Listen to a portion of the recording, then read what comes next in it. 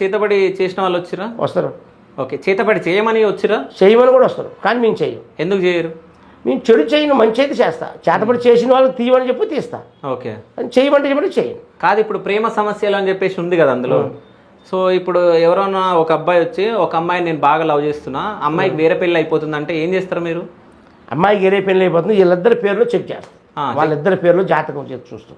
ఇతను పెళ్లి చేసుకుంటానికి అమ్మాయిని ప్రేమించడా, లేదు ఇతను కూడా ఆ అమ్మాయిని కొంచెం ఏదైనా అన్యాయం చేయడానికి ఆలోచిస్తుందా, అవి చూసి ఇతని మనస్తత్వం ఆమె మనస్తత్వం అన్ని చూసి కరెక్ట్గా ఇతను పెళ్లి చేసుకుంటానికే చేసుకున్నట్టే వాళ్ళిద్దరు ఎందువల్ల ఇడిపోయారు. కొంతమంది పెద్దలు కూడా వీళ్ళ ఎడదీస్తానికి కూడా కొన్ని ఆలోచన చేస్తుంటారు, వీళ్ళ మీద ఇష్టం లేకుండా. ఇక అవన్నీ కరెక్ట్గా ఉంటే దానికి లగ్నమయ్యే కొన్ని పూజలు ఉంటాయి, అవి చేసి అమ్మవారి గుడికి వెళ్ళి చేసే ఉంటాయి, కొన్ని చేస్తే కరెక్ట్గా లగ్నం అవుతుంది. సరే, ఇప్పుడు అన్నారు కదా ఏమేమో పూజలు ఉంటాయని, ఎన్ని రకాల పూజలు ఉంటాయి మీకు తెలిసినాయి? ఇన్ని రకాలు ఉండదుగా, చాలా రకాలు ఉన్నాయి పూజలలో. అదే ఒక 10 చెప్పండి మీరు. అది దుష్టగ్రహాలు పోయేట్టుకుంటాయి, లక్ష్మీ కళ వచ్చేట్టుకుంటది, ఇంట్లో బిజినెస్ గురించి వ్యాపారం అయ్యేటట్టుకుంటాయి, తెలిసిందా, మనిషిని ఆకట్టుకునే వశీకరం అంటూ అవి ఉంటాయి. ఈ కొన్ని గుళ్ళకు పోవాల్సి వస్తుంది. చూడటానికనే భగవతి అమ్మ గుడి ఉంది కేరళలో.